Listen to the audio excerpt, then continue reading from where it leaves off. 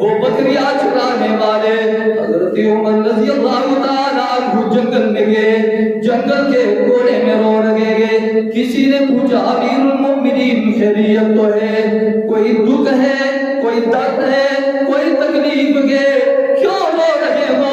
کہیں پر مسلمانوں کو شکست ہو گئی، کیوں رو رہے ہو؟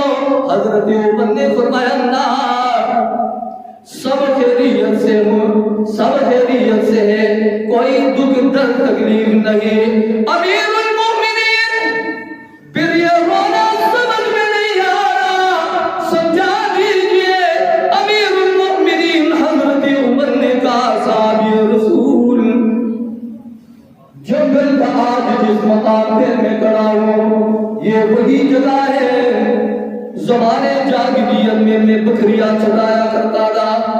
میرے باپ خطاب مجھ سے کہا کرتا تھا عمر بکریاں تو تجھ سے سنبھالی لگی جا رہی، تیری مستقبل کا کیا بنے گا؟ عمر بکریاں تو تجھ سے سنبھالی لگی جا رہی، تیرے مستقبل کا کیا بنسی، تیرے مستقبل کا کیا بنے گا؟